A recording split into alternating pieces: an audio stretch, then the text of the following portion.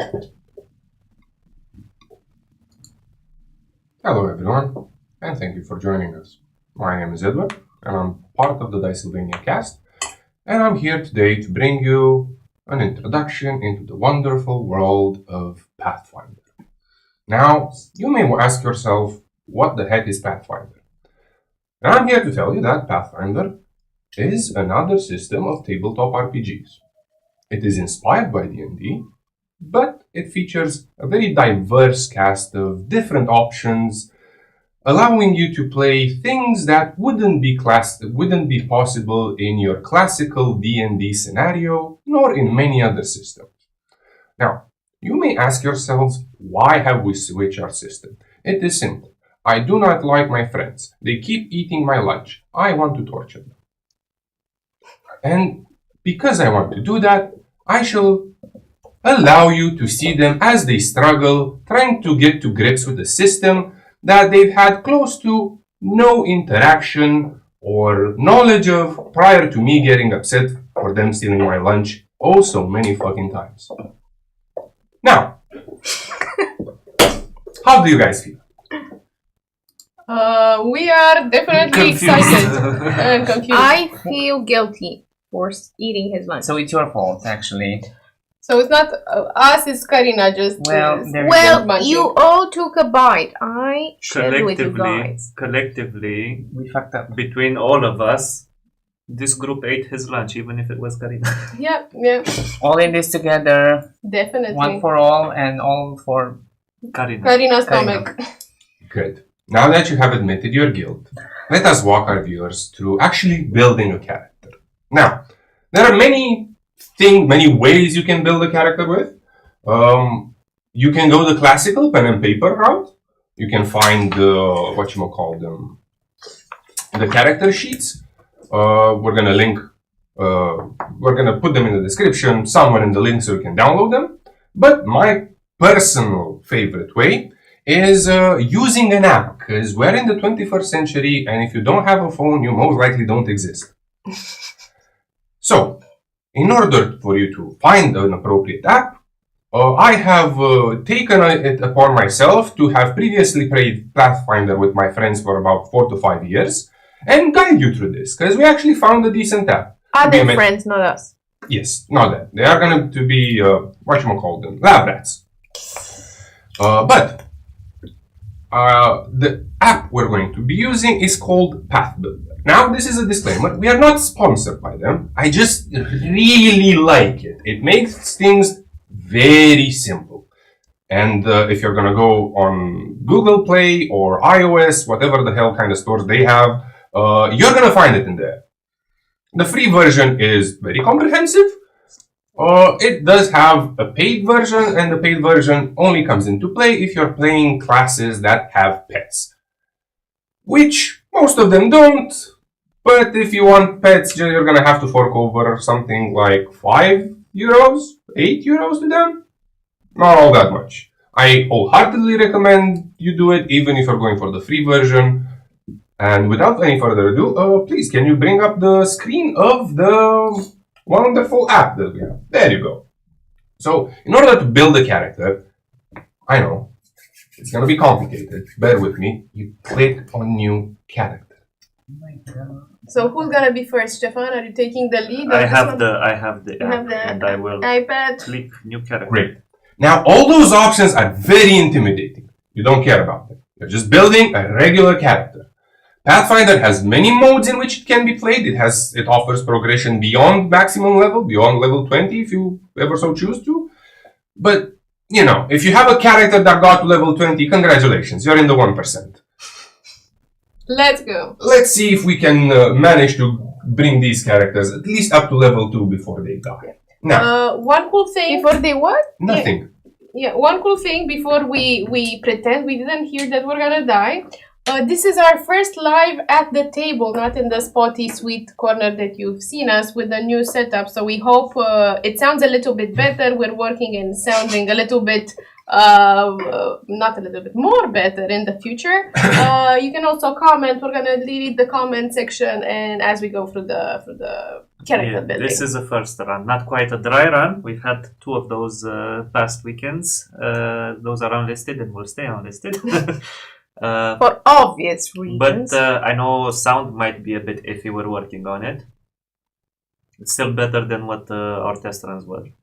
Okay, so do I need to No, check you're just anything? gonna click on get started. Okay. Okay. So now Pathfinder offers you a myriad of possibilities when building a character. The first option you're going to have to choose is your ancestry. Your ancestry determines your race, just like in D&D. You can have the classical dwarves, elves, gnomes, humans, yada yada yada. But there are also really crazy options. Like, one of my favorites is you can play a, this bit tall, let's say, I don't know, 2 feet tall, 1 feet tall, I'm not sure how tall that is. 30 centimeters. Yeah, something like that. It could be essentially a mushroom, a living, talking mushroom. If you are inclined into something a bit even more peculiar, you can play a changeling. There are very, very many options for choosing your race. But as a beginner, I would advise you to stick with the common ones. The ancestries and all the options in Pathfinder are laid out on a scale of rarity. You have your common options like elves, you have your uncommon options like, let's say, catfolk. Common, rare. And you have rare options. Let's go for rare. That's an Amalia. That's a lot of... Okay. And oh, you also have a button for all. Okay, that's helpful because I don't want to switch between everything. Wow, and you there know are so what? many characters. They're What is also that? color coded. Like Okay. rare, I believe it's blue. Common is brown. yes. Uncommon is orange, red is blue, and if you got all, you can tell which one's which. Do you know, Steph, what we're gonna play? Did you do your homework? I did do a little bit of homework, and I did talk about wanting to play Basic bitch. basic pitch. Karina, we are live. An ankle-biting Chihuahua energy barbarian, basically a small barbarian that will go for your ankles every time. So what I've heard about and I'm excited to try is that while I like playing broken characters, Just remember we can have music. From the standard. Will that be something? First button. while I like playing, I think you should close them live. I have no idea how, because this is a new setup. It's okay. This is live. It's all happening. So you get to enjoy what's usually happening behind the screens. Which is total chaos and mayhem. How we like it. Yay. Let's go. No, that is It's okay. playback This is technique. live. The It's music all has happening. stopped. So Let's dance. Make a enjoy dance. what's usually happening. How about we don't use music for this live? Which is total chaos and mayhem. How we like it. It's not Karla, it's stopped. It's just It's okay. This is live. It's all happening. So Rock, paper, Yeah, scissors. so what I'm gonna do is we're gonna pretend this didn't happen, and while Karla's doing whatever she's doing with the setup, Steph. no, because we're gonna have feedback, so I'm waiting for. not from this one connected. Okay. It's someone else connected to that one. Perfect. Okay, so I think that might be my phone. And Yeah. it's done now. It's out. It's off. It's out. It's. Ain't that something? It was me all along. Okay, so yeah, usually I'm into playing some sort of broken style character, like a ranger that cannot look past the height of a blade of grass or stuff like that. And I'm excited to find out that there's actually a build in Pathfinder for a 2 foot tall barbarian. There are quite several builds. Have you considered the race for this? It's gonna be a goblin. Good. for The my- goblins are one of my favorite races in Pathfinder. They have access to some of the quirkiest types of racial abilities. One of my favorites being the fact that the goblin can just be thrown around from almost any height and nothing happen to it, which is a rather understated benefit. I did not know that. So, You choose your goblin as your heritage, Yes. or ancestry, excuse me. Good. Your ancestry will grant you certain racial traits, such as boosts to certain attributes. In our case, it will be dexterity, charisma, and another free one. Okay. But they can also grant you flaws. Not all of the races do so, but Goblin does. In this case, it is a flaw to wisdom, meaning your character will be overall less perceptive. It will be less knowledgeable in the classical druidic clerically like sense. Also have a lot less common sense. Pretty much works with the build I have in mind. Perfect. Now let's move over to the background. And the backgrounds, like in D&D, offer you certain skills, but unlike D&D, they also offer you boosts. They offer boosts to your attributes. Now, you heard me talk about attributes a few times already. Let me clarify that.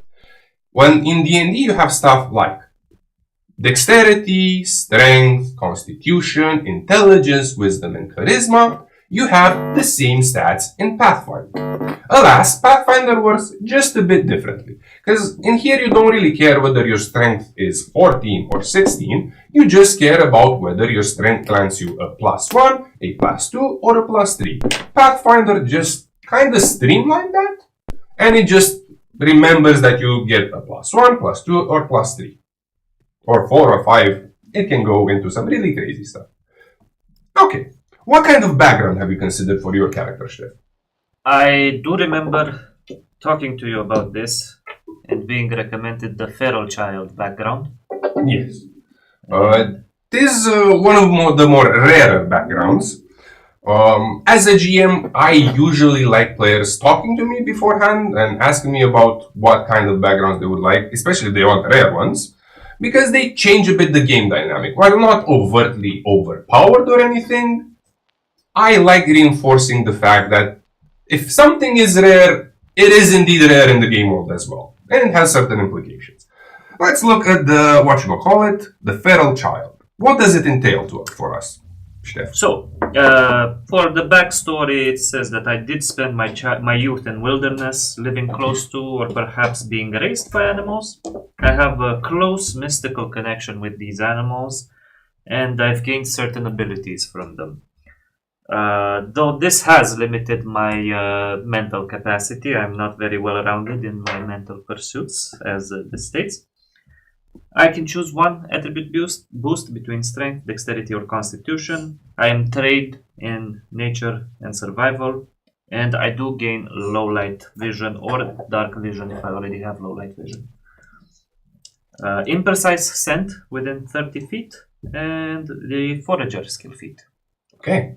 Now, the thing about imprecise scent or other senses in the game is as follows. Normally this game, and most like other games, and just like humans, we kind of rely a lot on our eyesight. A character having options to another sense like imprecise scent means you get to use that when rolling for perception or for finding hidden enemies. Meaning you're going to have an easier time. Okay. What class have you considered? Like I said, I'm going to go for a barbarian as a goblin. Good classical build. Well, classical class, less than a classical build. Fine. So now we've chosen like the core tenets that will stay at the basis of our character. Our class, our background, and our race. Now, we're going to go into point allocation. You're going to click on the 3 wheels that you most likely have. 2 wheels. 2 wheels. It can depend. Some classes grant you an extra skill, some don't, but most of them will do the same thing. Now, for abilities, what have you chosen?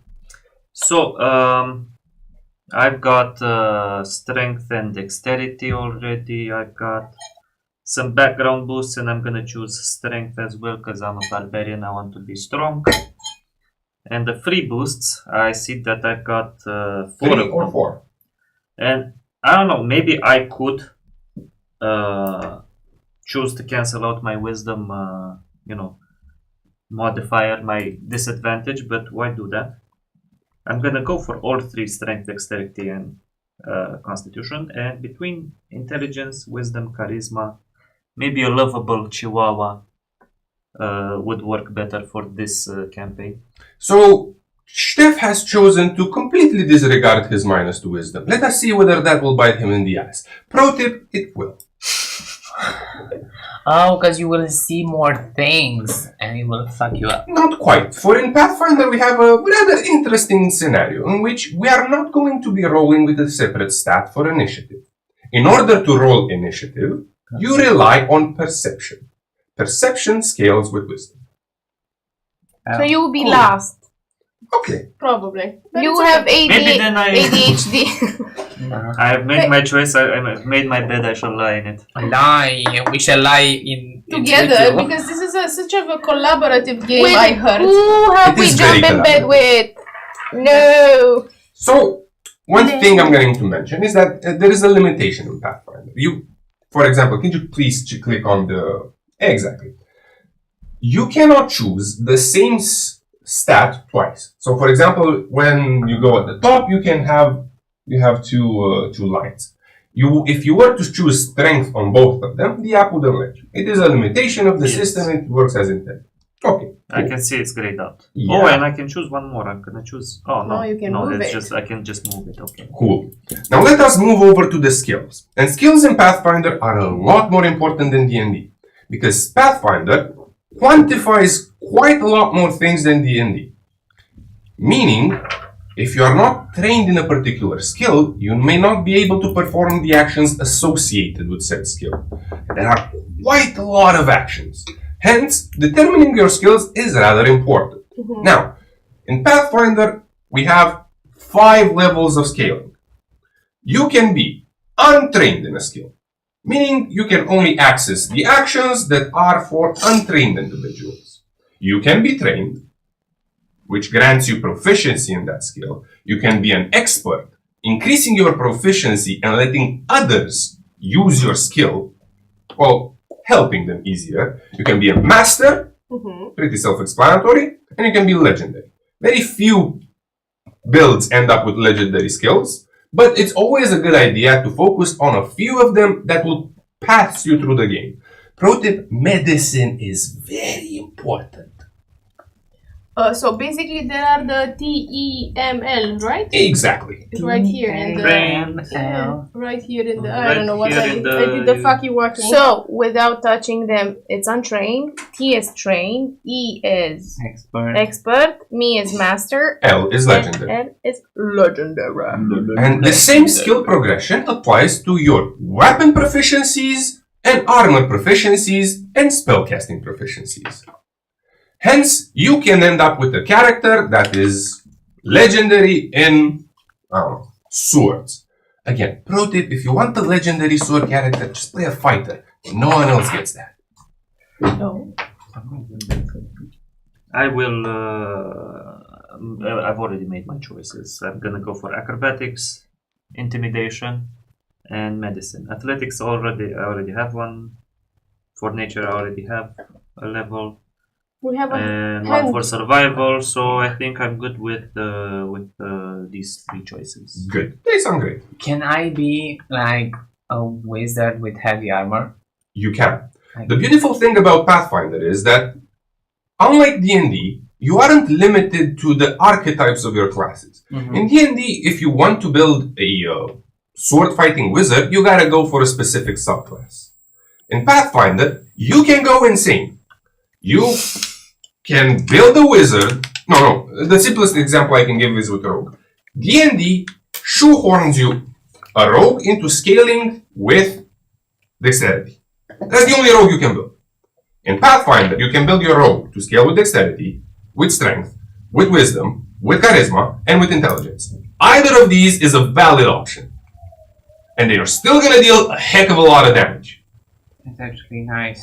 Yeah, it's very nice. Extremely versatile. What's next, boss? Next is picking your heritage. And your heritage in this game is sort of like the specific type of goblin you would be in this case. And the heritages as well vary from common, uncommon, and rare. The common ones are the classical ones you would find for any goblin of your kind. If you're gonna go into the rarer ones, you're gonna be able to be stuff like, I don't know, a beastkin, something that is capable of transforming into a beast. Or if we're gonna look at uncommon, you can have dragon blood. You can be a vampire. You can be half, I think this is, half wind elemental. Many of the things that you're gonna see in the races are gonna be very familiar to you if you either play D&D or any tabletop RPG or generally any sort of computer game. But they're gonna be legally distinct due to obvious reasons. Wizards of the Coast. Okay. Question. In our horror campaign that we're gonna play and that we're building our characters for, do we get any benefits or disadvantages if we have, for example, uncommon races or rare races? He said, yeah. So, He will balance them not out. necessarily. It depends on the race. As with any other setting, the GM is free to determine whether those uncommon races or heritages are more rather common, but in ours, not overt. You're not gonna get overt disadvantages because of it, but you will be a peculiar individual. Okay. But considering what I said earlier about me wanting to play Be a some sort chihuahua. of ankle-biting angry chihuahua, I can see the perfect heritage, which is Razortooth Goblin. What does Razortooth Goblin grant you? Your family's teeth are formidable weapons. Great. Gain Jaws, unarmed attack that deals 1d6 piercing damage. My Jaws are in the brawling group.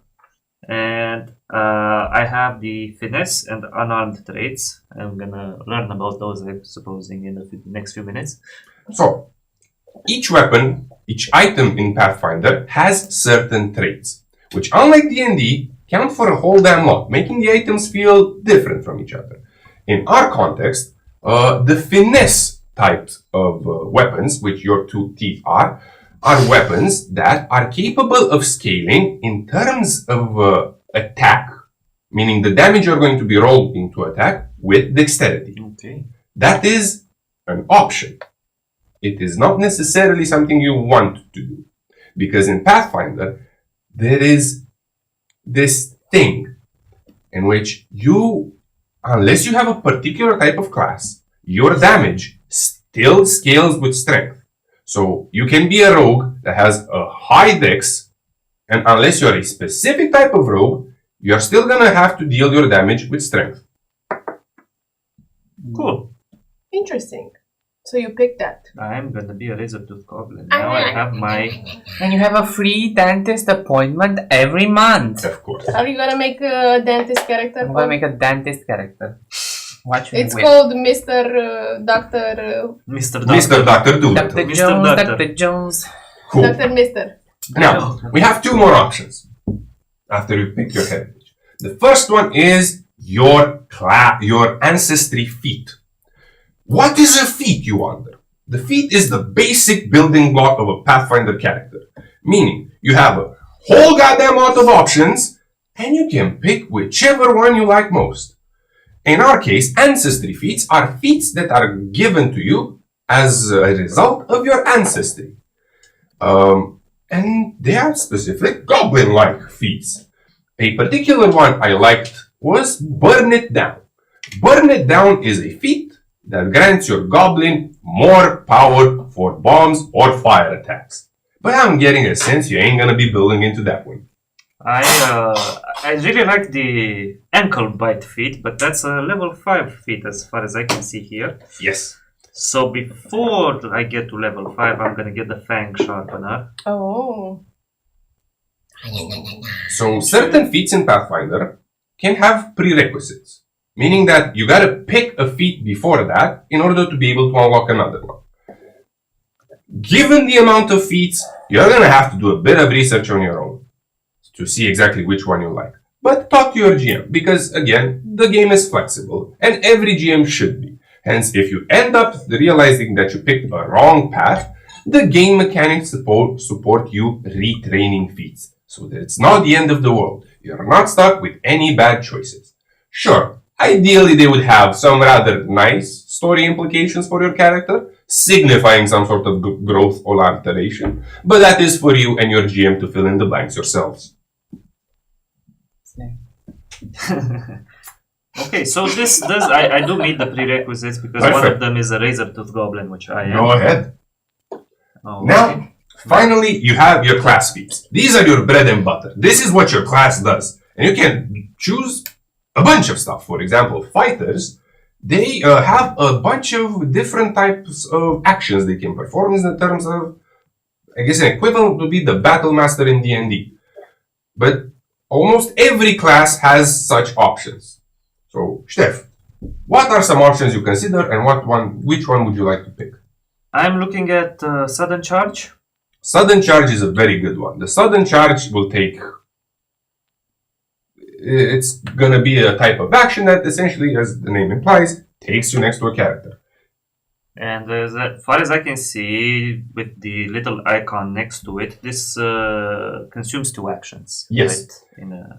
In Pathfinder, the action economy, again, is a bit different than D&D. Whilst in D&D you have the option of moving, performing an action, and performing a bonus action, and I think a free action?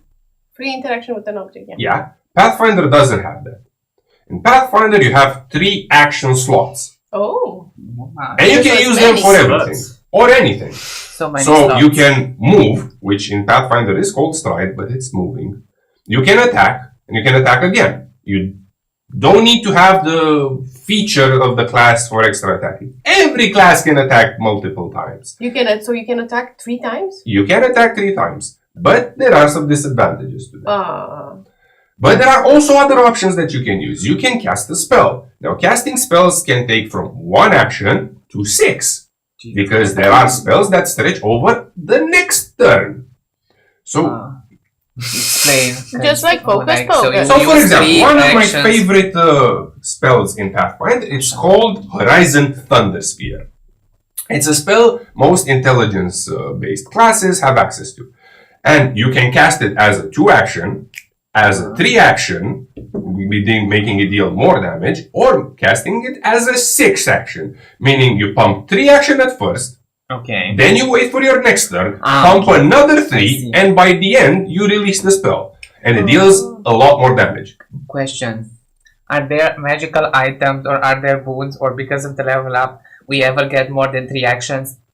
Yes. There are certain builds that can grant you even more actions. The classical ones have only 3. Okay. But there are builds in which you can gain another one dedicated for a certain type. For Okay, example, so it's like striding one. or striking. Okay. You can be hastened. If you are hastened, you can also stride or strike. You can build up into adding more onto your action economy, but it entirely depends on your build. There are other builds that allow you to, for example, move and heal someone on the same action, costing only 1 action. So, fitting all these puzzle pieces together is basically half of the game, allowing you to build into something that you would like to do and you would like to play. I'm also looking at Raging Intimidation, but reading through it, I feel like at least for a level 1 sudden charge would be a bit more useful for Yes, I concur. Having played the Barbarian myself and having picked both of those options, they are both very good. But for now, sudden charge is very nice. So, we've picked so far our stats, our skills, our heritages, ancestry feats, class feats, and all the other feats that the first page offers us. Now, there is another thing you can pick, and it's the gear. So, we're not going to be delving too much into gear, but just open the tab so we can see. Yes. So, the first one is the classical gear. The classical gear is, whatchamacallit, stuff like your adventurer's pack, your bedrolls, your chalk, your torches, and your vials. We can go into crazier stuff, such as consumables. Consumables includes potions, elixirs, which are different from potions, meaning they can be crafted by alchemists. There are Snare. snares, which are traps. There are Bombs. Talismans, which are temporary items that when activate you grant you temporary boon. For example, one of my favorite talismans is a level 2 or level 3 one that makes your weapon magical for the duration of the fight. Which is very important if you're fighting a werewolf. Right? Quite a lot. Now, besides all, so don't get overwhelmed by them. If you're building your first character, stick to whatever small options you have and build up from there. Because no one knows all the items. They keep adding more and more with every new campaign. And you're never going to be able to find yourself in the position of knowing all of them. Just look through the list. If you fancy something, talk to your GM and make sure you have the gold pieces to buy. Or maybe it enhances your build. Maybe at this point, I'm considering whether my character does or does not have pants. Well, you can be a pantsless chihuahua. And speaking of pants, let us move over to the defense tab. Because in the defense tab, you'll have listed your gear amongst your saves. Okay. Now, your saves, you got 3 big saves in Pathfinder. You got reflex save, which is your old dex. You got will save, which is your old wisdom, and you got fortitude, which is your con. That's it. You don't have any other saves. You got 3 stats in which you got to build, in order to have a robust one, and that's it. But as you can see, they also scale being trained, expert, master, and legendary. I want to be an expert. But they scale with your class features. Now, seeing as you're a pantsless goblin and whatnot, you can keep the gold, or you can look and find out whether you want to have any sort of gear. I might consider some armor. Now, armor, again, falls into 3 categories: light, medium, heavy, and unarmored.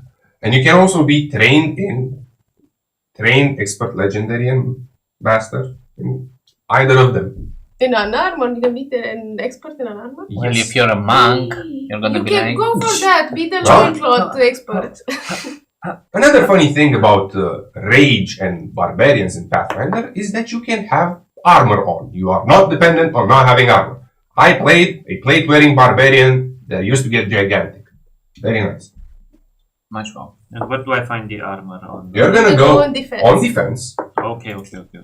Defense. And you're going to be looking at the unarmored. That is the armor you're wearing. You're butt naked at the moment. Mm-hmm. Like you wanted. Just add the loincloth. Where's the loincloth? I don't think the loincloth is... Oh, it's looking... The loincloth is between our legs. We have the leaf weave, which is the equivalent of the loincloth. I guess the closest thing you would have are called explorer clothing, and it is important you have some clothing on because that's where you're going to be laying out your runes, which are stuff that you use to progress your characters. Remember how in D&D you got those +1/+X weapons? Yeah, Pathfinder dishes those out a lot, and it is standard progression that you get them. Now, your DM may not want to play with many magic items, that is perfectly fine, but Pathfinder is the type of game that is not so mathematically bounded as D&D. Whereas in D&D you would be scared to give your players too many magic items for they could do really bad stuff. This game expects them to have them, otherwise they may die. Cool. So maybe the leaf weave, which is a light armor, or some hide, because Yep. Either of those will work. Leaf weave sounds more on the concept. I mean, hide is like furs, leather, stuff, critters I've killed in the forest. Yes. Dragon hide. And seeing as you don't really need a weapon, I think you're good to go. Yeah. Cool. So this has been a Barbarian. Thank you, Steph. Wow, good job, Steph. You passed with flying colors. 3 more to go. Let's go. I am next. I am going to the start of the page. I'm gonna save Steph's on the local start of the page. I will think of a name. And new character. I already have I didn't roll anything. You don't have to. This game is about building, not rolling. So much sarcasm. No, it's... So I have already a creative concept with Karina, and we're gonna be twins. Oh, in wow.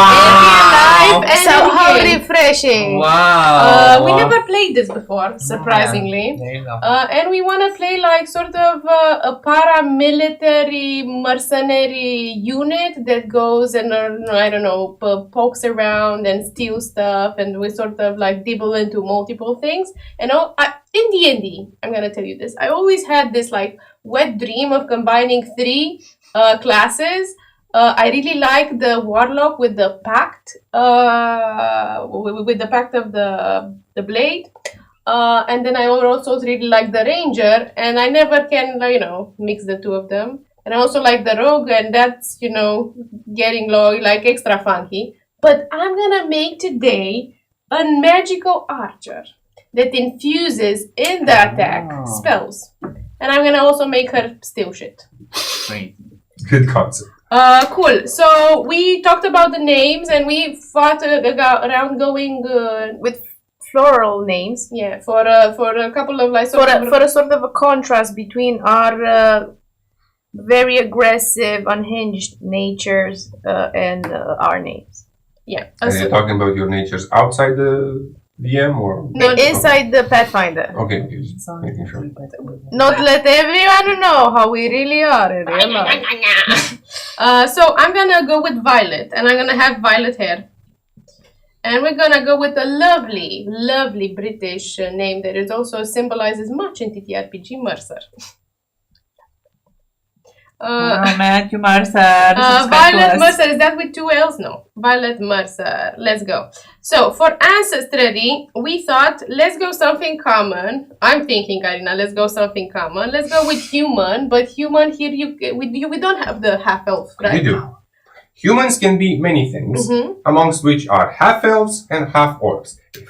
I may be misremembering, I think there was a way to play a half-dwarf at a certain point, but it's been a bit of time since I experimented with character building. But half-elves and half-orcs are definitely there. And what this sort of heritage will grant you when you play a half-something is that it gives you access to 2 pools of ancestry feet. The ones for humans and the ones for the other half. In this case, the elf. That's very cool. But as I played a little bit, I'm going to confess, I played a little bit with the app at home, and I've seen that you don't have the section half-elf. You have to pick human and then pick a subclass that is A heritage. A heritage. So it's a little bit like Daggerheart, I think, in that So you regard. get one of each. We pick a human, and we go half-elf? Yeah. Okay, cool. And... Avren, where do I pick that? Again, you're gonna be looking at heritages. And again, in Pathfinder, mhm. even though they are half-elves and half-orcs, they have different names because of a legal kerfuffle that occurred due to a certain company patenting the terms half-elf and half-orc. Good for them. Yeah. Good for them. But Nice. we're gonna go with Like. Avren in this game, which is basically the elf heritage, which makes us a half-elf. So you have elves or probably other Avrens in your family tree. You have pointed ears and telltale signs of elf heritage. And we get an additional feat. We can go into the... You have 3 feet? No. We can get access to the feats. in your face. From this Avren culture, and I think, and we have also low light vision. It's over here. Lovely. What a boy. Amazing.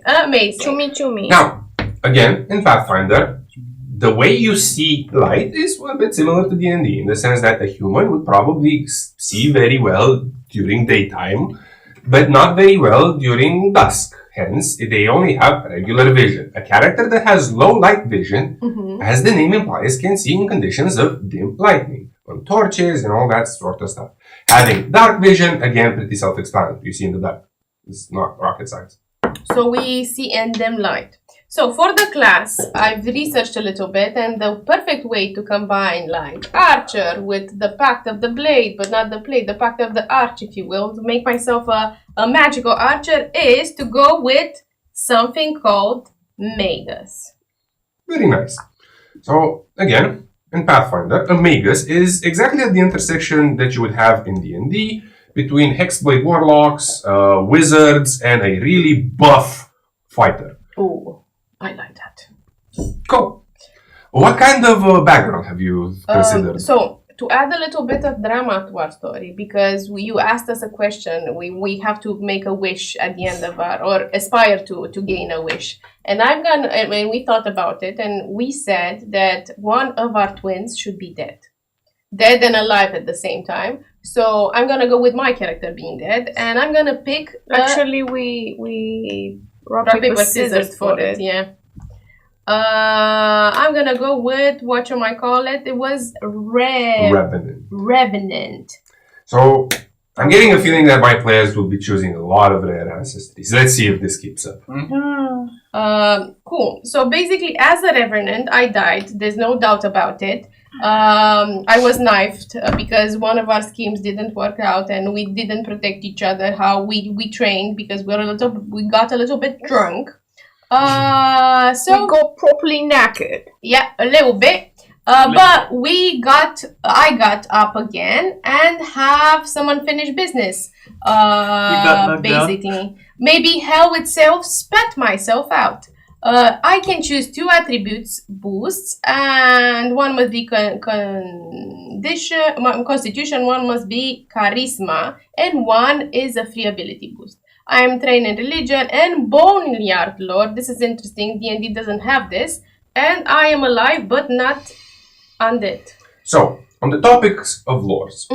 In Pathfinder, besides the classical skills that you have, you can also have the lore skills. The lore skills, unlike their namesake implies, don't necessarily apply to just knowledge. For example, a barman or a barkeep would have alcohol lore. They are, let's say, catch-all terms for specific types of niches.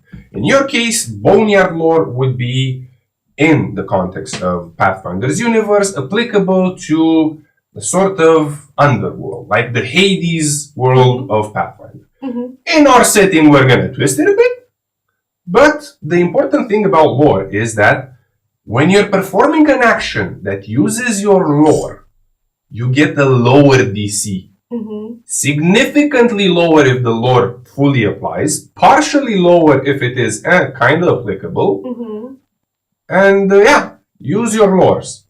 If you're a bard, you have a lore for everything. A specific type of bard. Very good one. So you're all knowledgeable if you're a bard. Yep. Cool. A little bit about Reverend. We found out that Revenants do not... Revenants, Revenants do not heal because they have negative healing or called void healing. So basically, I cannot heal with a normal health potion. I have to be healed with elixir of life or treat wounds. And thank you for this, Karla. Again, in Pathfinder, because you have so many options, you can play undeads. You can play a full party of bone-crunching undeads. There's a bit of a problem, though. If you're playing undeads, you cannot be healed, as Karla will soon find out, by regular means.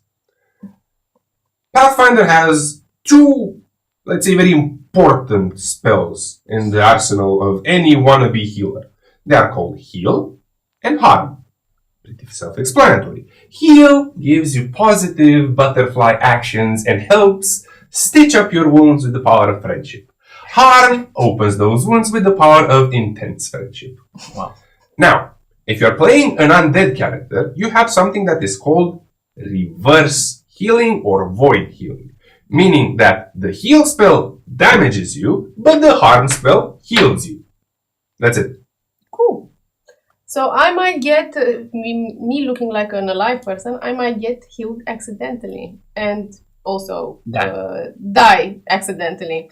So it's gonna be interesting because if we are like, I don't know how we are going to meet, but like if we meet each other and we get into a fight and I or my character doesn't know about your condition, right? Oh my god, you're injured! And I'm like, oh my god, I killed. Basically. So again, it is very important that you make a cohesive party. And getting the sense that my players are going to go into a bit more experimental waters. And I fully commend them on their bravery, and I'll try to help them use all of their tricks such that they get to, at least cry and get to level 2. Yeah. Not die instantly. Question, DM. Yes. If my character dies before getting to level 2 and we go to the next part of the mini-series, do I start at level 2 as the rest of the party or I get from 1? So you could.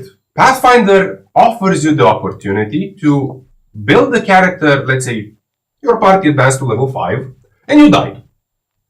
After you want this. Yes. Oh. Very nasty. But you can either start at level 5 and continue from where you left off, or if your DM is a bit more advanced, you can start with level 1 and have an accelerated progression. Whereas in, let's say, to level up from 5 to 6 would take you 4 sessions, for a level 1 character, it will be the session and the level, and until they catch up. Makes sense. Yeah. It makes sense. And how are we going to do it? I have not considered it. Okay. Let's see how well you handle what you got. And if you handle it well enough, don't sure, even have a you can be level character. 1. Okay, I'm already thinking of dying because I'm Leo. Do you have thoughts, Paul, on your character at least? My single thoughts is it's going to be a spellcaster, definitely. Cool. So for No thoughts, only vibes. ancestry feat. Ancestry feat. I'm gonna pick something that seems simple, and I'm gonna pick natural ambitious. I was raised to be ambitious, and this basically gives me a feat In your class. in my So I class. have 4 feet now. One of the reasons for which human as an ancestry is one of my favorites is because of that particular feat. Because I kind of see it as a cookie cutter. Because it grants you access to an extra class feat, which are very freaking good.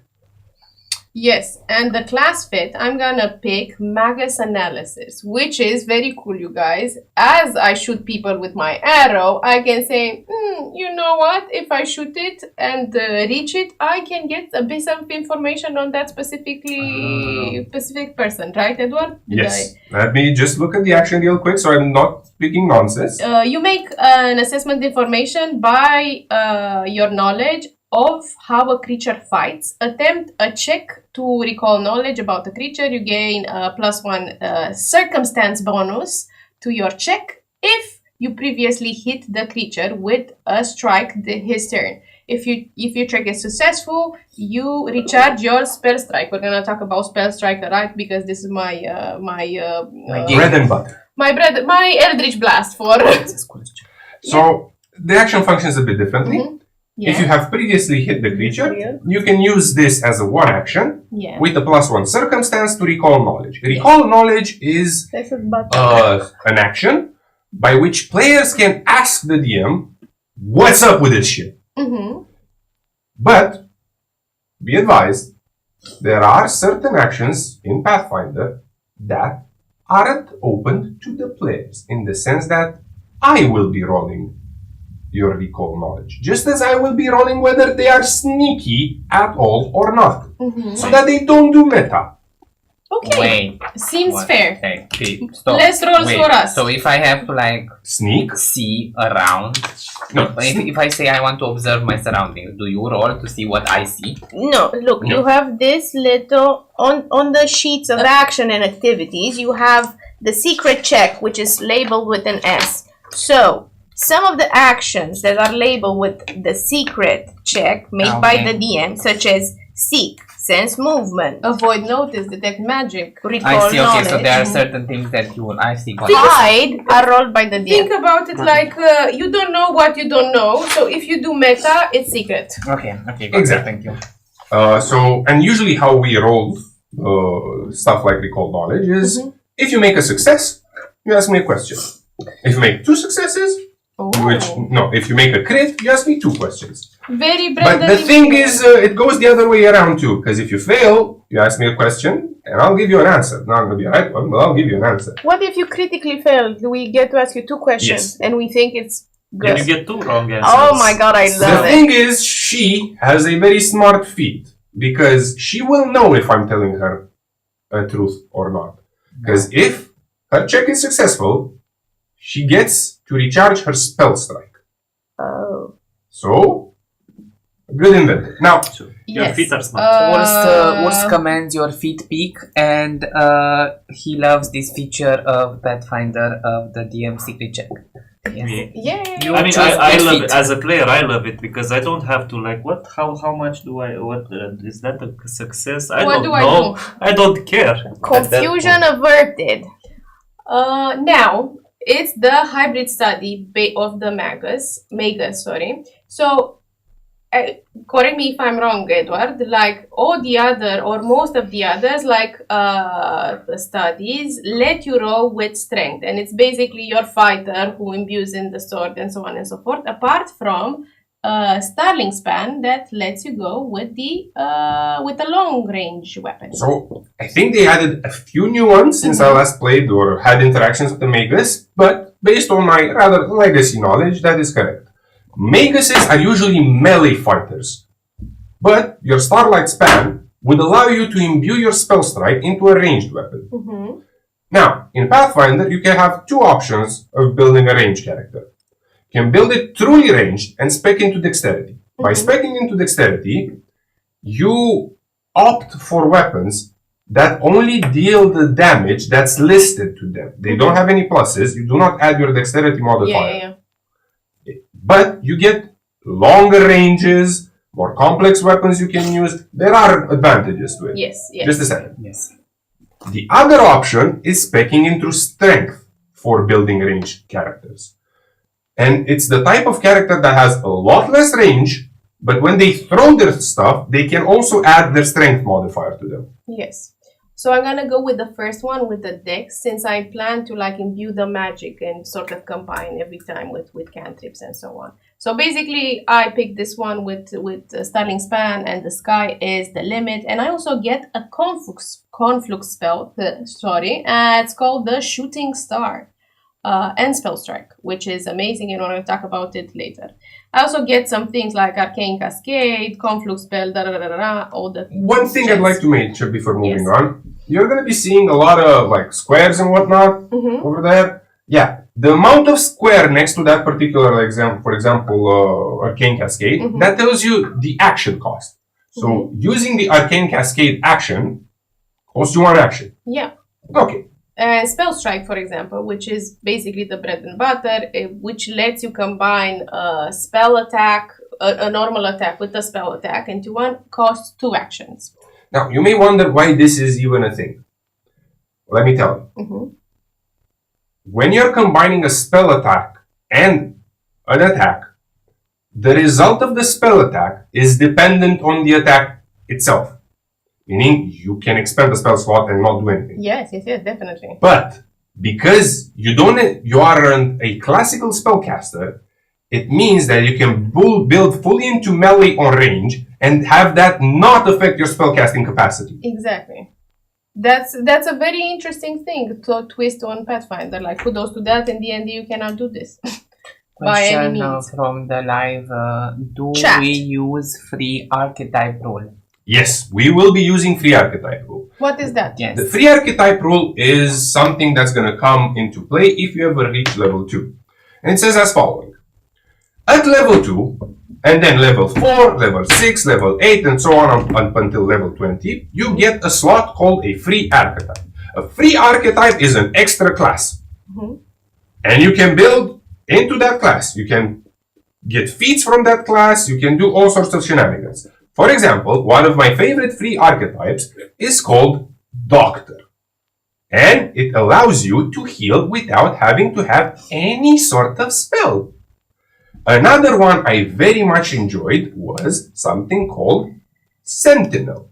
Sentinel allows your character to spec into heavy armor even though they're not proficient in it. Oh my god, that's mine. Another very, very nice one, but again, this was a bit of a higher level, was called Mammoth Rider.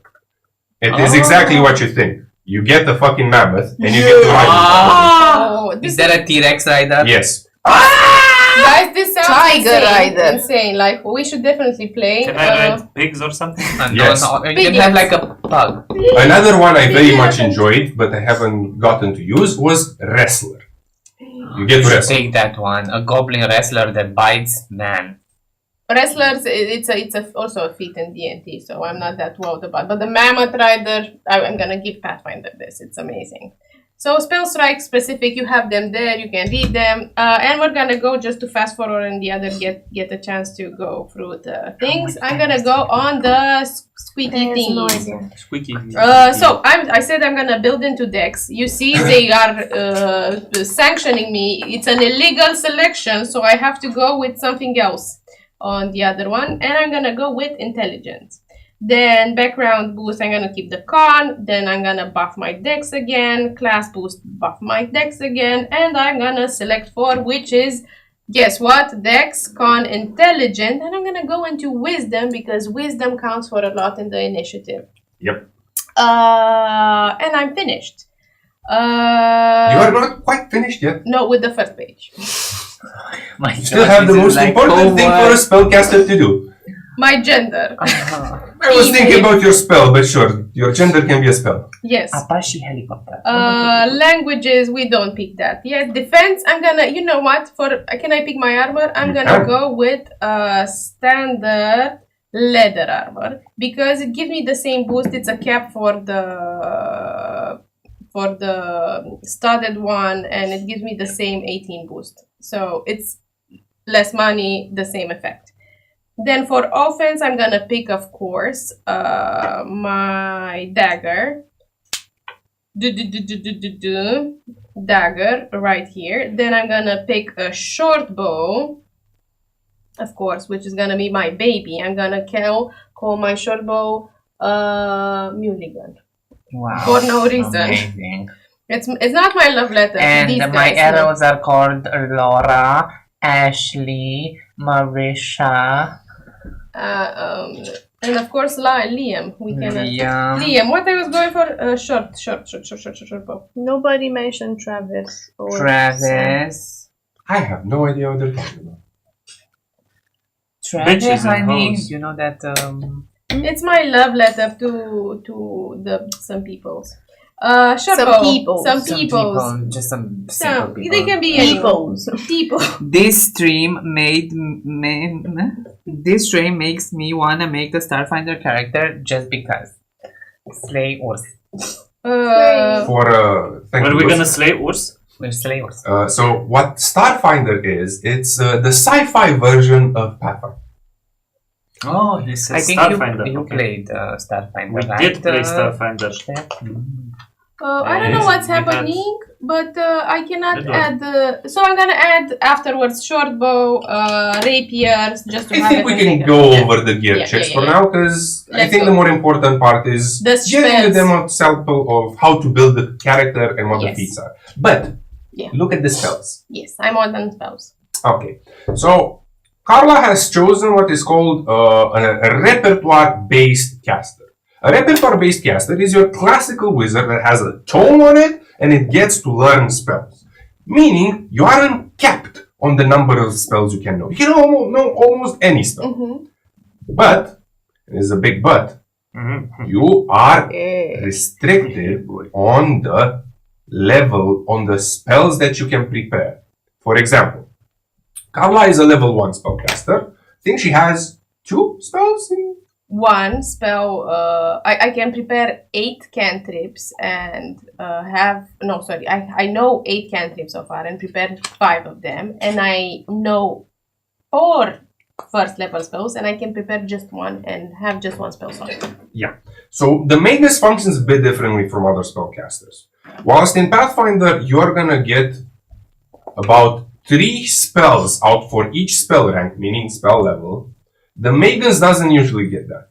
They have a lot less spells. Mm-hmm. Because they're more reliant on attacks. Yes. Now, in your particular context, as a repertoire-based caster, let's say you had 2 spells, yeah? 2 spell slots. And in one, I would prepare, let's say, telekinetic blast, and the other one would be hydraulic push. Yes. If I were to use something to cast in combat, and I would cast, let's say, hydraulic push, Yes. the second spell slot would need to be used as the spell I've prepared. I cannot cast hydraulic push twice, nor can I cast the other one twice. Mm-hmm. You load it with a spell, and that's the spell you use. Like bullets. Yeah. That's interesting. Different from D&D. Less versatile, but you sort of know what you have, and you know your bullets. You know you have to shoot them, right? Eduard, I do have a question about. Oh, interesting. Is this how we show up? No. In real life? This is what happens when you watch a live stream on an e-ink display. I've never looked as good as I do in that stream. Wow. On that screen. We actually died in the session already, so that's just... Yeah, Creepy! So, question. What's a focus spell? Because there's a difference in Path. This is something new. So That's not Pathfinder so has much. something called a focus mechanic. And a focus mechanic is sort of like spells which you can use on a short rest.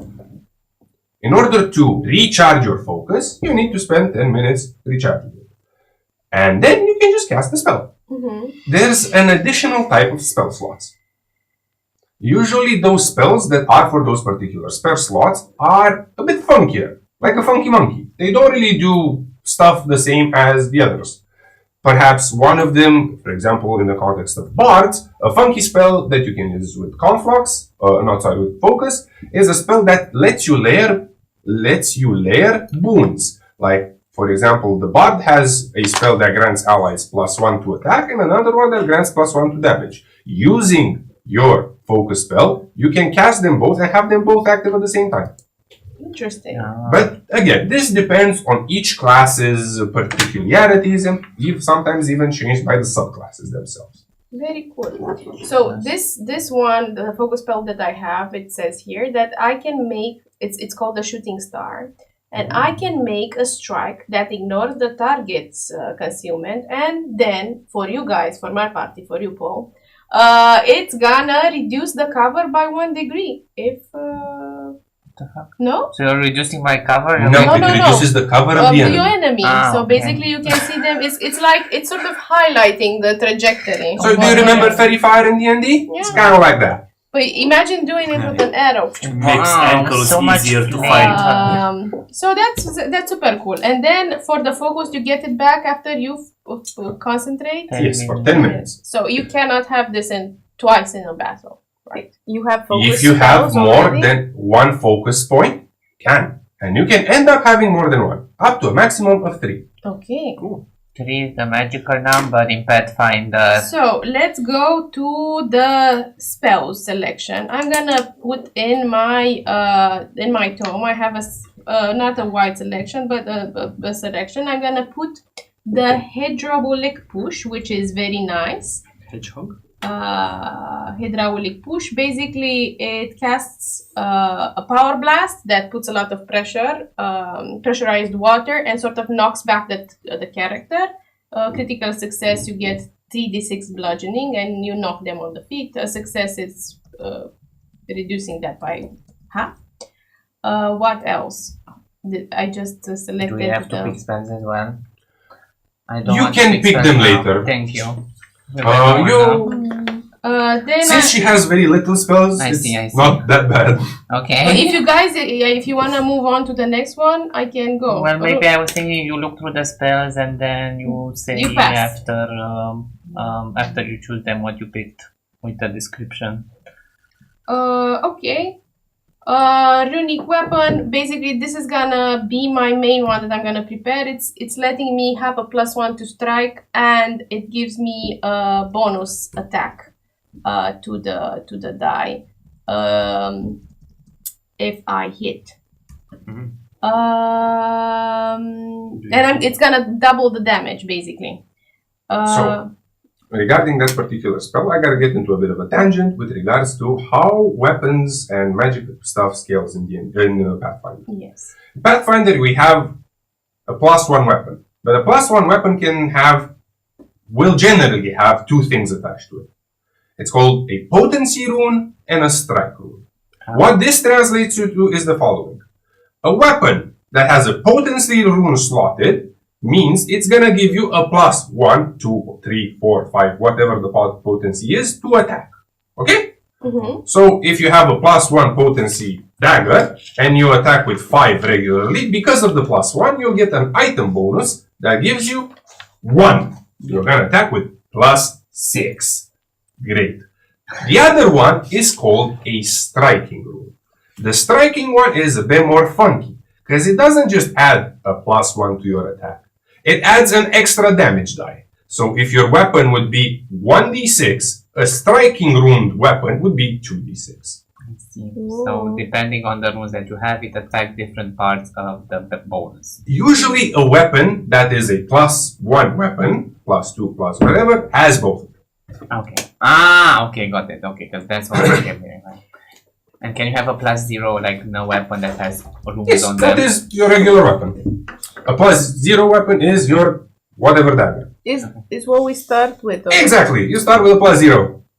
Yay! Amazing. From So, 0 to hero. Not really Amazing. Amaze. I picked Sure Strike. I picked Illusory Disguise, which is amazing for my thievery skills. Hydraulic Push, and then my baby, which is gonna be the Rune Strike, which is alphabetically. Mama, it's a lot of spells. And then for cantrips, just to sort of pull through, I was thinking to go with. I made a note here. One second. To go with the following: Detect Magic, Electric Arc, which basically connects to victims. Figment, Gouging Claw, which is amazing to sort of spare with my archer's attack. So it's a cantrip that does a lot of bonuses, and it has bleeding afterwards. It's a nice mechanic, Eduard, with bleeding for Gouging Claw. Again, Pathfinder goes a bit differently here. Whilst in D&D, I don't think, as far as I remember, you have something called persistent damage. In Pathfinder, there is. And persistent damage kills character because, as the name implies, it deals damage persistently. Meaning, even if you are unconscious and you have not taken care of the damage, it can kill you. Great. Yes. Another thing I'd like to mention is that in Pathfinder, there are 3 types of bonuses you can stack on top of your character. Okay. Bonus number 1, Circumstance. If 2 allies are adjacent to each other and are tag teaming a goblin, not this goblin, different goblin, you are going to be able to grant yourselves circumstance bonuses. If you're wearing particularly good armor or items, you are granting yourself item bonuses. Okay. If you cast a spell that debuffs an enemy, you are granting them a bonus, negative, but the bonus nonetheless, a status bonus. Okay. So circumcised status and item. Exactly. Circumcision. But, for example, if I have 2 things going at the same time, granting the same bonus, +1 to circumstance, +1 to circumstance, they don't add up. They don't. Just get 1. No, But so you always get the highest value. So, when you're building a character and you're fighting and going in the trenches, remember to stack different things upon each other. It's just like any other computer game. If you're playing WoW, you're only going to be stacking the highest value of the starting. I'm so not gonna be good at this.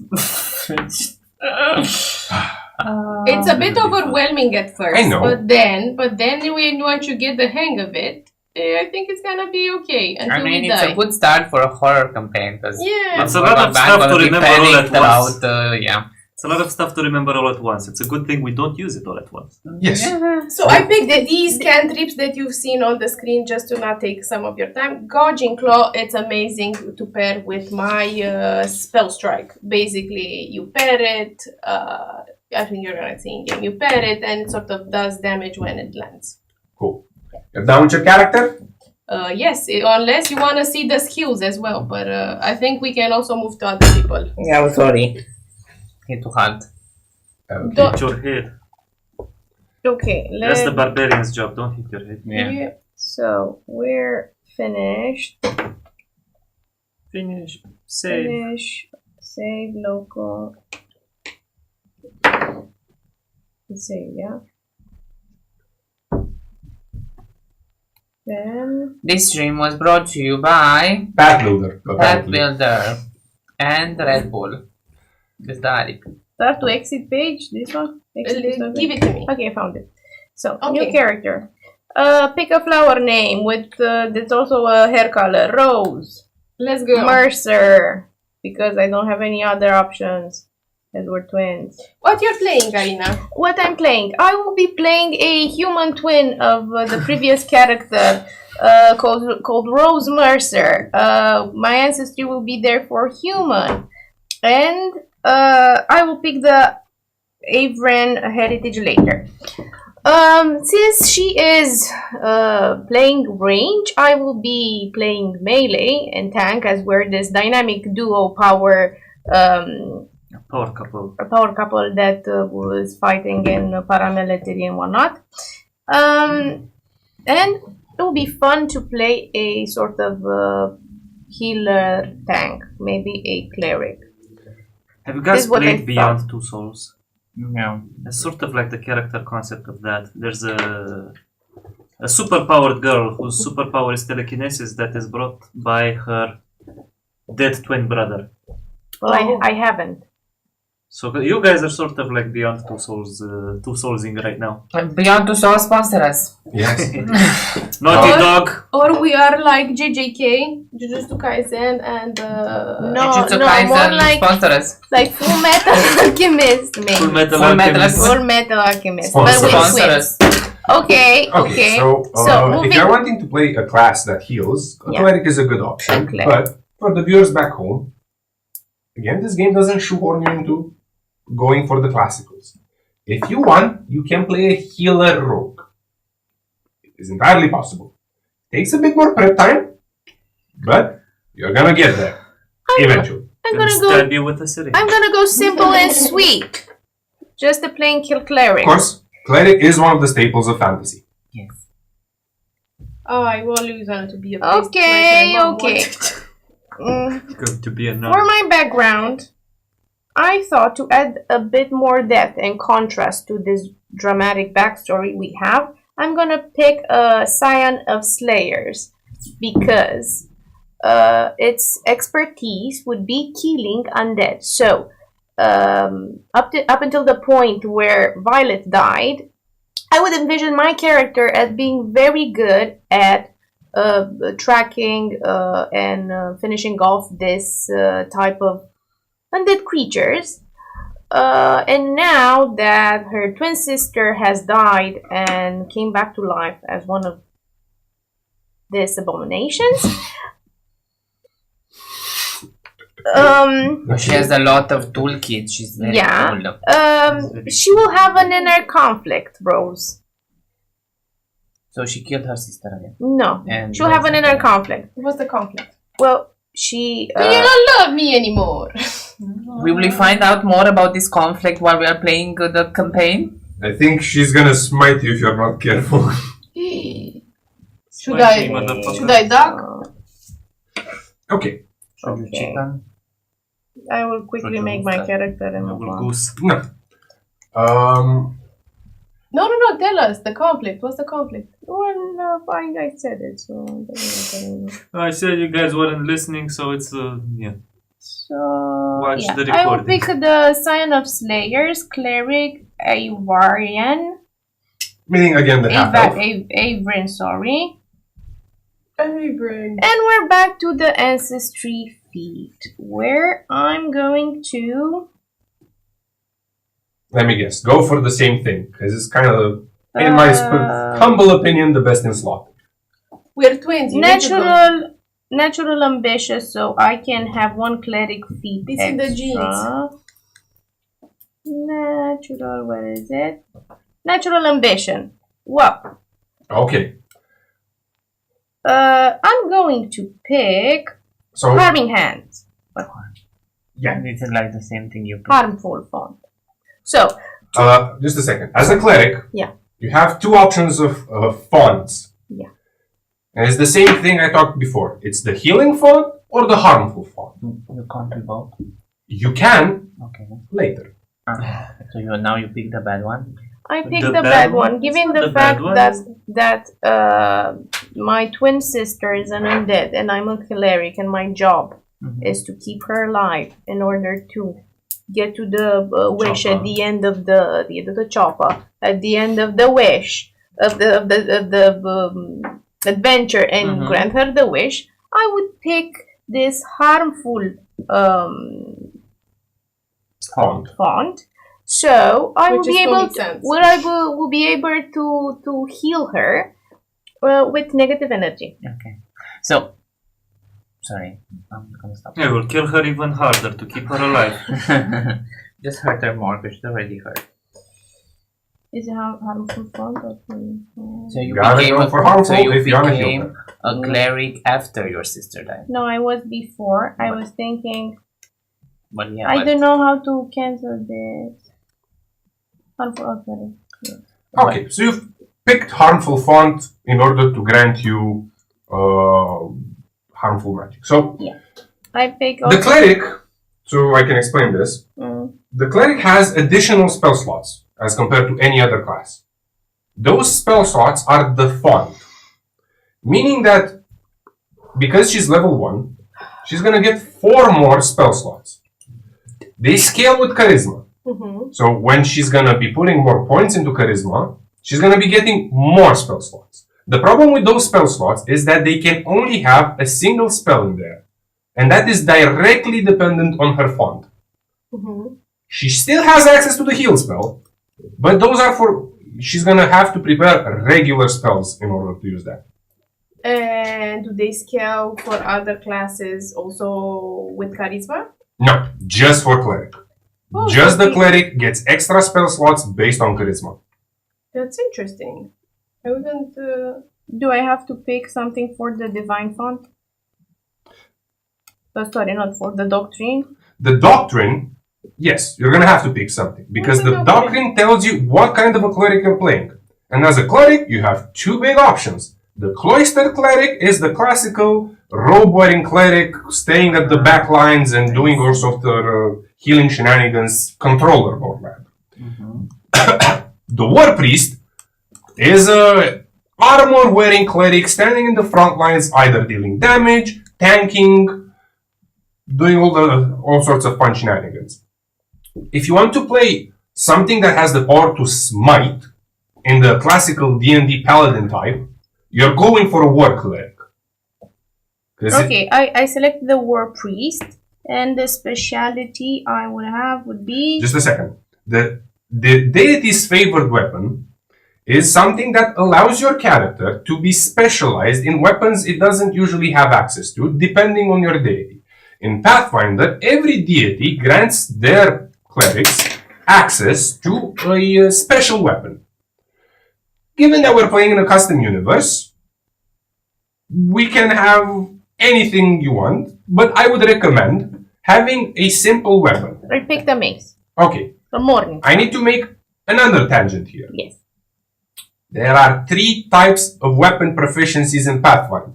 There are simple weapons, which almost everyone is familiar with. And when I say simple weapons, I mean daggers, I mean sickles, I mean sheep shears, I mean anything a peasant would be capable of wielding. This game you can wield a hoe to strike your foe.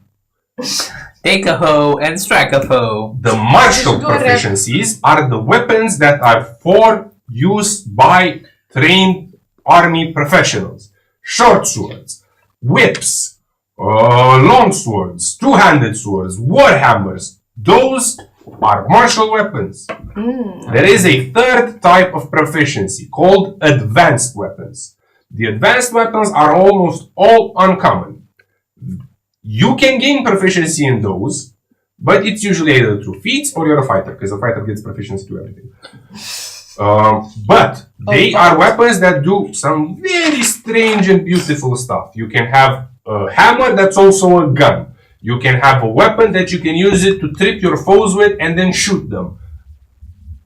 There are many items in Pathfinder, and in order to find something that you're interested in, you're going to have to search.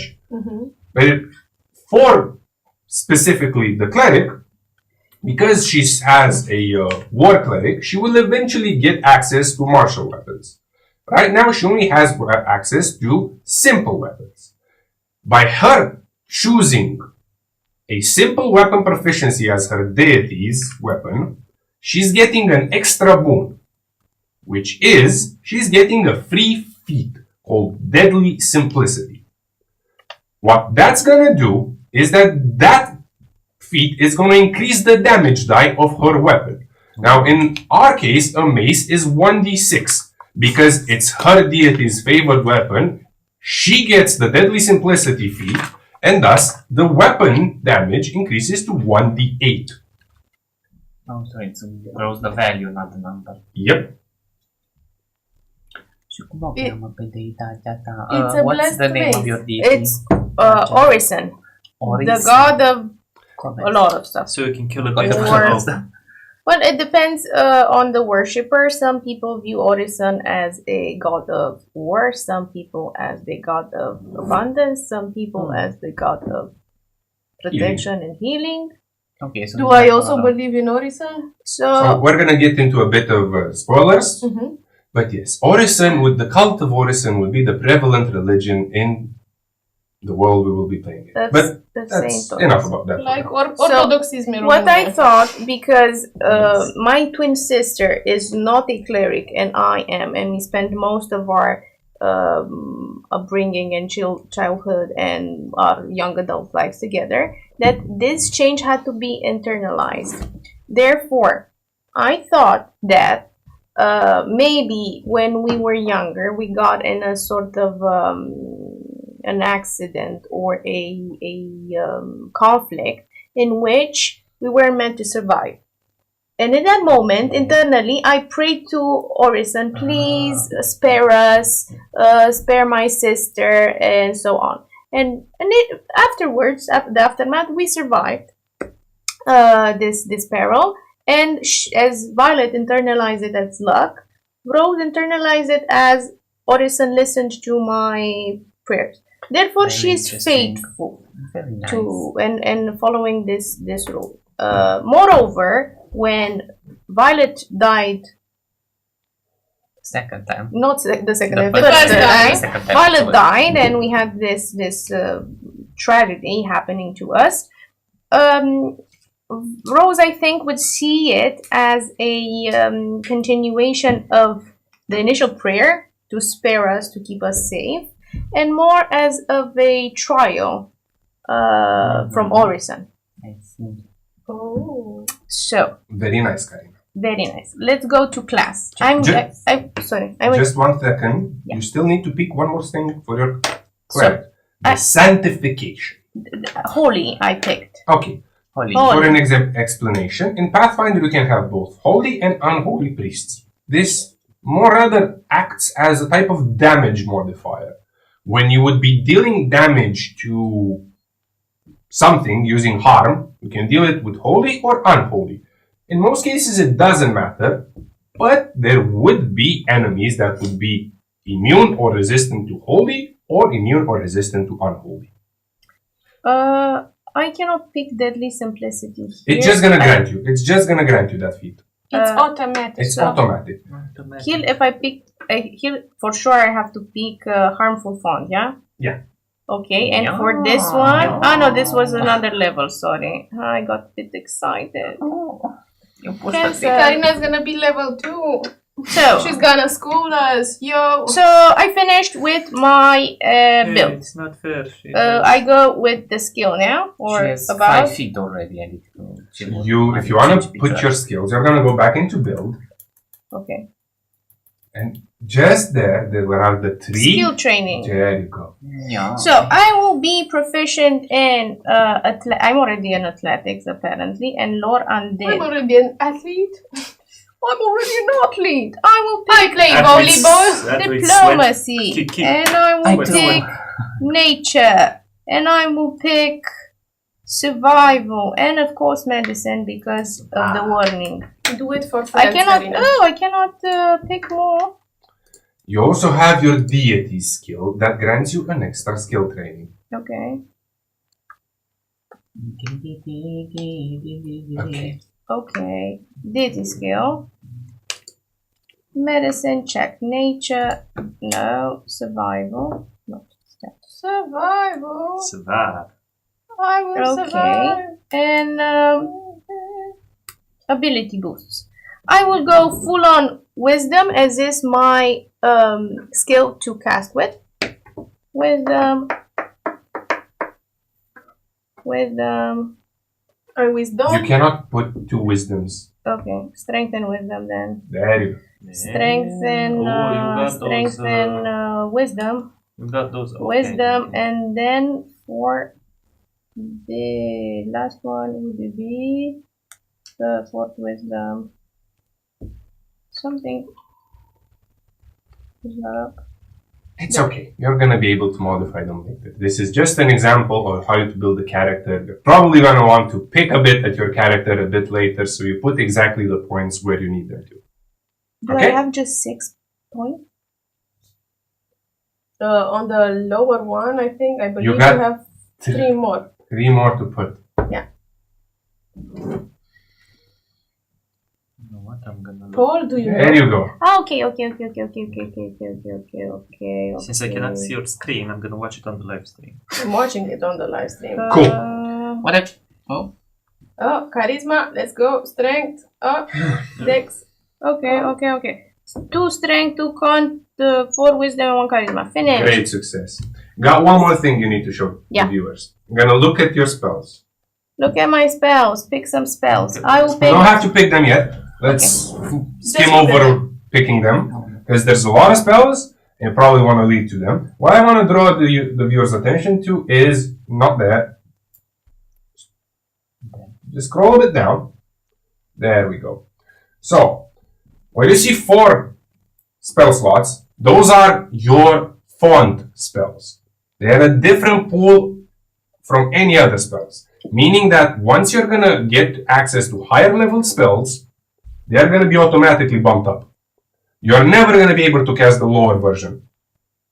oh, so it's like the warlock sort of deal in D&D, Yeah. where you cast it at the highest level possible. Okay. Specifically, these spells function a bit differently. It has 3 ways of casting, both heal and harm. It's the 1 action variant in which you touch someone and you heal or harm them. It's the 2 action where you can heal remotely, I think 30 or 60 feet. 30. Okay. And it heals even more. And then there is the AoE, which you create an emanation around you that heals all living creatures. Meaning, it can heal your enemies. And definitely. Or not me. harm all living creatures, including allies. Oh. Yeah. Okay. One more thing I'd like to mention is because you are also a repertoire spellcaster, you are subject to the same limitations as Karla is. Meaning that if you need to prepare a spell, you need to think about exactly what spell you're putting in that slot. But the beautiful thing about being a cleric, and in my opinion, the best class in every fantasy, is the fact that you get access to all of your spells. Yoop-de-doo. So all that list, Got access to everything. Guidance. sure, there are some common and uncommon variants, some rare ones. Those are subject to GM. If she wants to cast something funky, she gotta talk to me first. But generally, you got access to everything. And that's the crux of building a cleric. Let's skip over the actual items and whatnot. For again, there's a lot of them. Okay, and move on to Paul. Exactly. Let's move on to Paul. Where is Paul? Paul has gone over to do stuff. Yes. Interesting, Stuff. fanciful, and mysterious Yes, better stuff. stuff to do than this. Stuff. Now, Don't take it Paul, personal. tell us about your stuff. Oh, No, I think it's fine. As everyone was talking, and I had an idea. I saw in the ancestry I the thought Kitsune. I always liked to play a cat boy. So I knew I wanted to play like a spellcaster. That was clear. And then I saw, because Daggerheart's new expansion is coming, I saw the witch. I was like, I can play a witch. So those are like the stuff. And he may or may not be a prince. We don't know. Let me guess. Another rare background, Paul? No, I don't think so. New character is not rare. It's so simple. Ancestry, right? Yes. We got also it's a rare one. I think Is it? it's an Prince? uncommon one if it's the one you asked me before we started. It's an uncommon, yes. Indeed. What are you picking? I'm picking a kitsune, which are charismatic and witty people with connection to different worlds, like spiritual worlds and stuff like that. They're the fox people. Fox people! And you don't know that they're fox people, I think, because I changed my shape. Much like Naruto. Much like Very Naruto. much so inspired from, I would say, Eastern mythology. If I'm I think so. correct. I perhaps. think so. My background is going to be royalty. I wonder what color is that. If it's Really? blue, it's rare. Well, there you go. So I'm taking more rare stuff than Karla is? No, they all of you have rare stuff. You're just such an extraordinary party. Oi. It's just a reverend that's rare. The others are pretty common. So royalty means I am a prominent member of a royal family or anything like that. King. Similar to that. Why is it asking me to say this time? Class. You know, save. A few things about the class Paul was probably going to choose, which is witch. Ain't that a funny alliteration? Haha. So the witch in Pathfinder functions very similarly to a wizard, except that when a wizard would use his spellbook to cast his spells, a witch uses her familiar. And the familiar is an integral part of the witch's character, meaning that's how she learns new spell, by feeding the familiar, essentially scrolls. And it's a bit similar to the warlock itself, because a witch doesn't have magical powers on her own.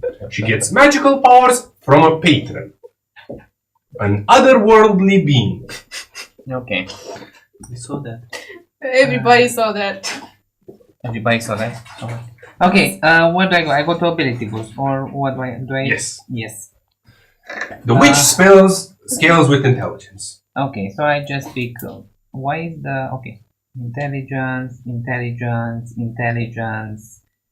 charisma. I think.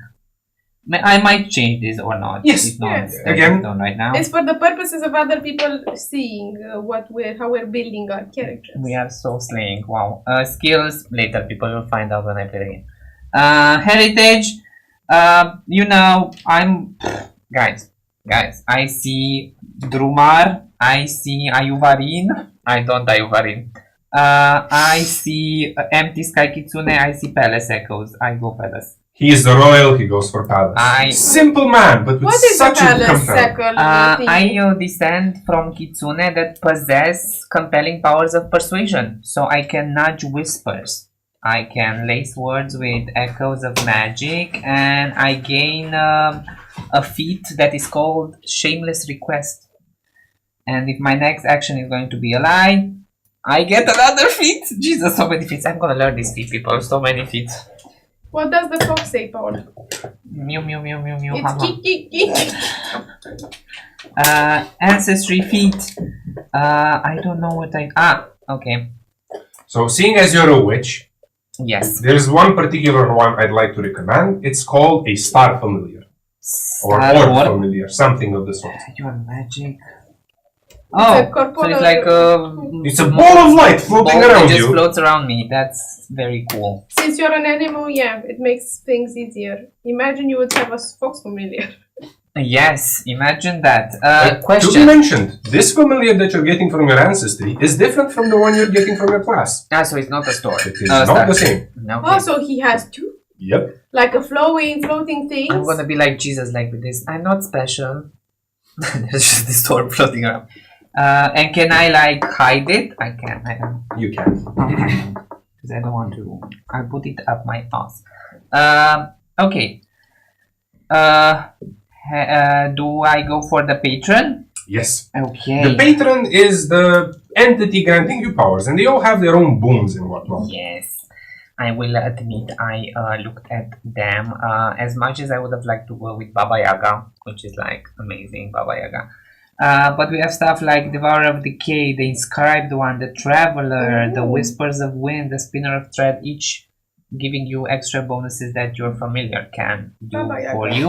Why? But I chose, because it tied well with the backstory that I was thinking for my character and the path that led him to his end goal, is the Spinner of Threads, which is I encountered this by a premonition, or it's connected to Tapestry of Time and Fate. You know, we all believe in multiple realities happening at once. Well, here we are. Just a second, since you picked your patron, I think it's a good opportunity to also thank our patrons Yes. who did not pick this Actually, campaign. They suggested it and we picked it. Thank you. Continue. there's a whole video about it. I think Vertigo was the one, our patron Vertigo, who suggested this. Yeah. Yeah, so you can choose Vertigo as your Okay, my Spinner of Thread is called Vertigo. Congratulations, Vertigo, you have an extra child. I'll be expecting my allowance. So, I really like what my familiar can do because of this patron, is that I can make him bring either good luck or bad luck. So that means I can add a +1 to someone's AC or a -1 to someone's AC. So I can buff people with that. You also need to choose your hex spell, which a hex spell for a witch is a special type of spell only the witch can cast. Patron puppet. Which one do you propose? I would propose phasing your familiar, since if you lose your familiar in combat, you can't Yeah. cast spells. Okay, and so my familiar has like a separate life. Your familiar has a stat block. Your familiar has levels. Can my star orb die? Yeah, but doesn't really matter. Okay. It is not integral to your build, unlike your other familiar. Okay, so the phase familiar lets me like snap my finger and his. Yeah. Okay. Okay. Perfect. So that's about does it for the initial pick. Yes. We're gonna skim over the spells, Yes. I'm gonna but pick them up. you're gonna be looking at the pets. Oh my We god. have beds. I have a bed. It's a good. We also bite the paid version. Could I so interest you in a goblin chihuahua? The pets. It's my bed. This is part of the premium package of the app. You can also again do pen and paper too.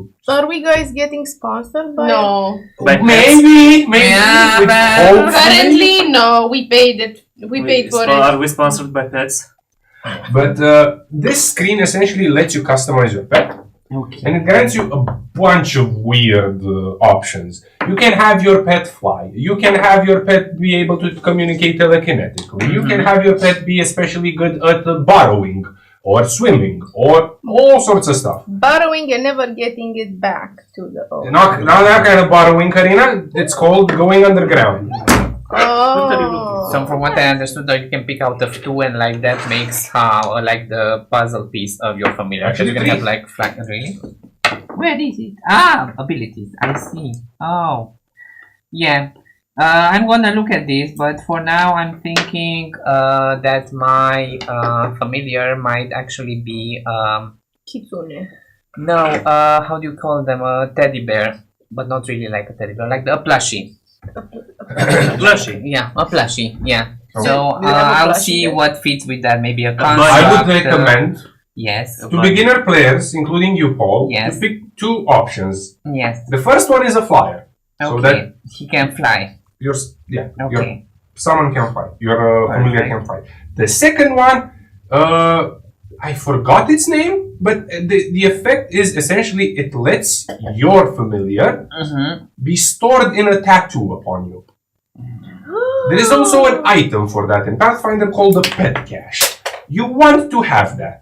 Because there may be places in which your familiar may not necessarily be able to go. It's gonna be like trinket. Tattoo Yeah, exactly. transformation. Oh my god. Did you know that actually Trinket That's was done in amazing. Pathfinder because the first campaign was partially in Pathfinder? And I'm gonna think what the I- third one is. I did Okay. not, I know now. But that's cool. Cool.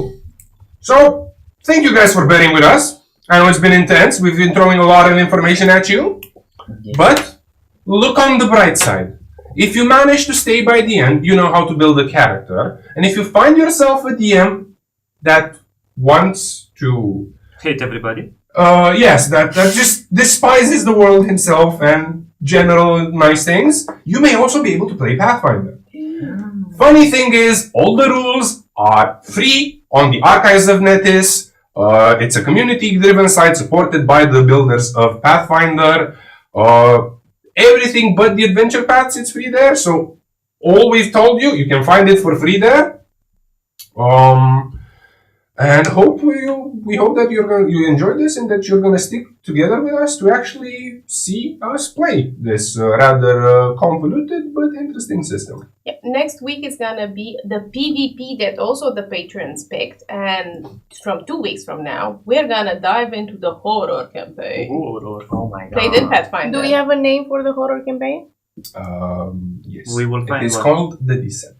The Descent. Let's practice. The Let's first go. movie is my favorite, The Descent. I hope it comes to that.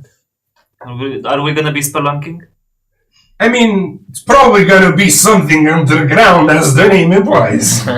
Amazing. So let's see. Let's say the Descent together. Let's see. 3, 2, 2, 1. The Descent. Yes, it works. It works.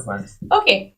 Well, Thank as you. we've gotten you used to it by now, good day, good night, And don't let the vampires bite. Blah. Pathfinder. How do we... 10 de 10. Am terminat fix când mă așteptam să terminăm. Discuție.